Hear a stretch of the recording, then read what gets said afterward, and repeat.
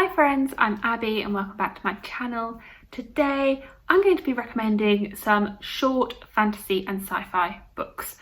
So I recently saw this video on Angela from Literature Science Alliance's channel, so I'm using her video ideas for inspiration yet again. She just has very good ideas. So thank you, Angela, for this idea yet again. Like her, I'm going to be using the same specifications she did. So short fantasy, sci-fi novels, so not novellas, they're sort of in their own separate thing. These are full novels. And her cutoff was 350 pages. So I've stuck with that cutoff point, and I've just gone off what I sorted my Goodreads read list by shortest to longest, and so just went through until I hit that cutoff point. So if these are, we will blame Goodreads if these are slightly out, because that's what I did for finding the page lengths. But either way, if they're slightly over that, then they're still relatively short compared to like many other fantasy books. And I mean, I remember like a few years ago, I always wanted my average page count to be longer. Like I was like, oh, I want to have a really long page count for my average, because the long books are better books. I don't know why, like I had this fixation in my head that I wanted to be reading longer and longer books. And yes, I do generally really like long books, and I think as a whole I generally gravitate to books that are 500-ish pages plus, as opposed to books that are 300 pages. Maybe I'm just thinking I want to get the most out of my money. I'm like, oh, a book's going to cost me £8. It might as well be a 700-page book as opposed to a 300-page book, because I get that many more hours of book for my money. But I don't know, that's probably not the best way of looking at it, when there are some really amazing short books which deserve recognition and probably deserve my money, but I just don't gravitate towards them because they're short. So anyway, here are my recommendations for some short books, especially if you wanted to fly through them. I find short books are really great for reading slumps, because you need something to ignite your love of reading, and you can quickly read you can read a 300-page book generally much quicker than a 700-page book. So just diving into them, one of the first ones I'd like to recommend is The Arithmetist. So I have a mixture of like YA and adult here. This one is YA, and this is by Brandon Sanderson. So I've read a lot of Brandon Sanderson, and generally he writes really long books, but The Arithmetist is actually surprisingly short. Which is rare, very rare for Brandon Sanderson, because you could be reading a few thousand pages with his books. But The Arithmetist. So I loved this, and I was so surprised by how much I loved this. I did not expect to love this so much, because nobody talks about it. Like when you talk about Brandon Sanderson, you talk about the Cosmere, and if you're not talking about the Cosmere, you're talking about Skyward. So what about The Arithmetist, which is really good? And in this book, you're following the main character Joel, and he like his like mother works at this school, like cleaning it, and so he's been brought up, and he's been able to go attend the school because of having like family ties to it. But he's only able to attend like the normal classes, the maths, the science. But there's another part of the school where they teach magic, and the magic in this world is that the people are able to draw in chalk, and these chalk drawings can come to life or have some form of sentience. And so they have like battles in chalk, which is really cool. It was a really cool magic system, which I thoroughly enjoyed learning about. And Joel as a character who doesn't have this ability and doesn't have this magic, and how he has always desired it his whole life, and how he wishes that he could have that ability, and how he researches it and he understands it. He understands the whole principle of it, but he just can't do it. And I just loved it. And then you have like these chalk drawing instructions all the way throughout it, and little images, and I just thoroughly enjoyed this, and so I would strongly recommend if you're after a short book. Unfortunately, the sequel to this, I don't know if it's ever going to come out, because Brandon Sanderson is working on so many other things. So I would love to have a sequel to this, but I don't know if we're ever going to get it, or when we're ever going to get it, because it's tricky with Brandon Sanderson, because you want the sequels to like every one of his books. Another short book, and one of my favourites of last year, is The Midnight Library by Matt Haig. And I loved this book when I read it. It's a really emotional book. It really does like punch you in the feels. But I feel like it's a really emotive message that a lot of us probably like need to hear and see written. And in this main book, you're following a main character, Nora, and she, at the beginning of the book, attempts to commit suicide because she is not happy with where she is in her life. So major trigger warnings for that. I would say the first 50 or so pages of this book they are quite challenging to read because you are following Nora and her depression. But following on from that, she enters this place called the Midnight Library, and in this library each book is a variation of your life, as though you've made different choices. And so it's Nora sort of examining the different life choices that she could have made and what her life would have looked like if she'd made X choice or X choice. And so it looked like our regrets and like what would happen if we'd done something and why we regret certain choices and where these choices lead us to. So I thoroughly enjoyed this. It was really quick to read, and I mean, I love a magical library as a concept, so would strongly recommend if you need something short.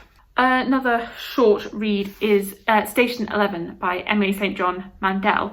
I didn't realise how short this was until it came up as a short book on Goodreads, and this isn't well, it might not necessarily be the best book to read right now, but we are coming out of a pandemic, and it is pandemic focused, this book. And in this book, it's sort of like you're following two timelines. You're following the timeline as the pandemic hits, and this was a very deadly pandemic which pretty much threw society out of its norm. And then you have this perspective after the pandemic has happened, and it's society trying to like come back and like where society is going to go from there. And you're following like this it's like a circus or like a play group that go around to the communities and like does plays. It's more of a literary look at a pandemic, and like it's not, I guess it is a sci-fi in a way, but it's I guess more looking at humanity as a whole. So I thoroughly enjoyed it, but I read this quite a few years ago before the thought of a pandemic was ever like in our minds. Another one I read a few years ago is A Monster Calls by Patrick Ness.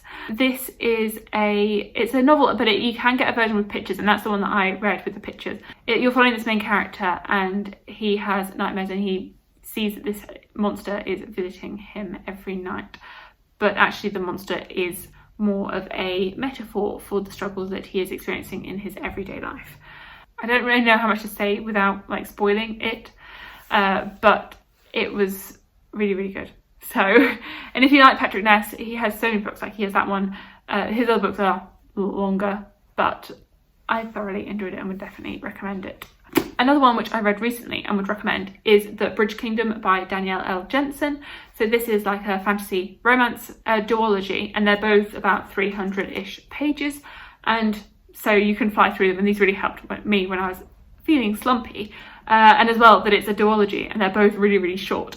And so in this book you have two perspectives. You have Lara and you have Aaron, and they've been put into like a political marriage because Aaron's people control this bridge that links these two continents, and so they control the trade, and Lara's father wants to have control of that trade, and so he has sent her and has been training her whole life to pretty much be not an assassin but more like a spy, and is able to take down that kingdom from within. And that is the sort of setting for what we're following. So it's enemies to lovers, as these people, they've been brought up on warring sides, and it's them sort of coming to terms with the situation that they're in, with whether what they've been told about the other is the truth, and where to go from there. And I thoroughly enjoyed this duology. It was so quick and easy, and yes, very, very short. An author that I feel writes short books very, very well is Neil Gaiman.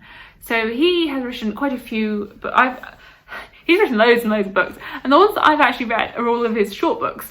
So I've read Coraline, which is a children's book, The Ocean at the End of the Lane, an adult book, and Stardust, which is again another adult book, and I've enjoyed all of them.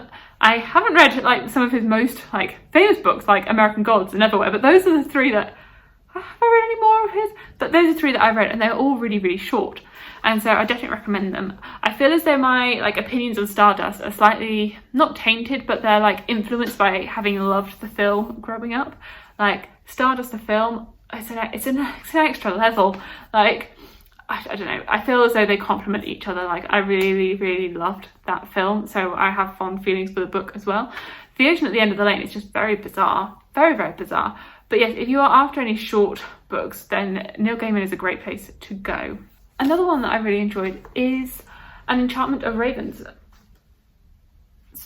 is An Enchantment of Ravens, and I feel as though like my text has faded, or I don't know, it doesn't look as bright as it used to. Right, so yes, An Enchantment of Ravens.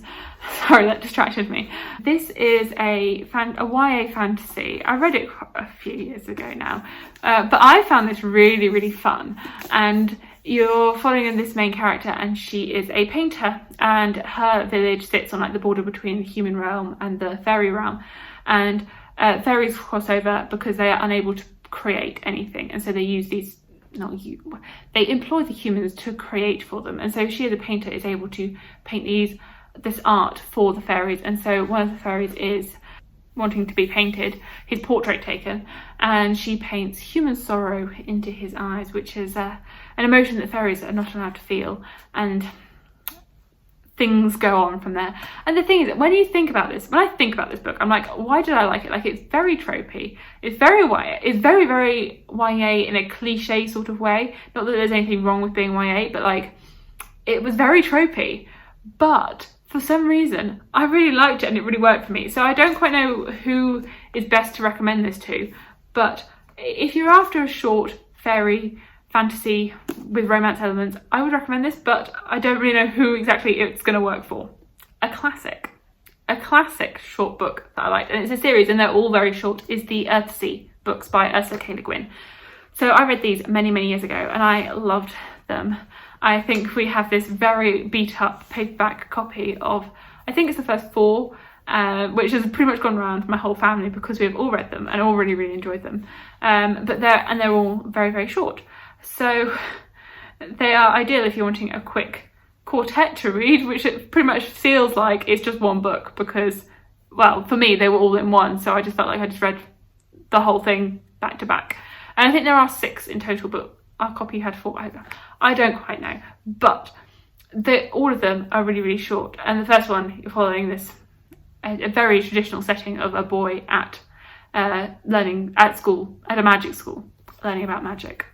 But I really liked, I think it was The Tombs of Atawan. I think that one was one of my favourite ones. It's the one that stands out most in my memory. The final one I have to recommend to you today is Gods of Jade and Shadow by Silvia, Marina, Garcia. And I think Angela actually recommended this in her video as well for a short fantasy. And so this is a Mexican inspired, is it Mexican inspired or is it just set in Mexico? It's a Mexican fantasy following a main character, Cassiopeia, and she discovers the bones of a dead Mexican god in her grandfather's room and pricks them with her finger or something, and that means that this god is coming to life, and they are searching for the rest of his bones and trying to bring him back to life to wage war against his brother. And I really, really enjoyed this. I really loved the Mexican setting. It says it's like the jazz age in Mexico, and I just really, really enjoyed learning about that culture and the setting and how it interweaved like the Aztec gods and like that cultural influence into the fantasy setting. Well, it's not a fantasy, into the Mexican setting with these fantasy elements and that history and culture, because I do know a reasonable amount about Mexican culture, not for like seeing, because I studied French and Spanish at university, and so I did quite a few courses. And a part of that, we'd had quite a few like cultural studies on the history of Mexico and Latin America. So I'd had a basic level going in, or I guess more than someone who had never learned about the history of Mexico or the history of Latin America. So it was just felt like it grew upon what I had learned at university, and so I just found it really, really interesting. And there was so much I don't know about, so much about the Mayan underworld and like that. So I found it really interesting, and it made me want to read more literature that is written by Latinx authors. So those are some recommendations for you that I have of short fantasy and sci-fi books. Let me know if you have any recommendations for me, because I definitely need to broaden my horizons with short fiction. Thank you so much for watching. Please like, comment and subscribe, and I will see you in my future videos. Bye!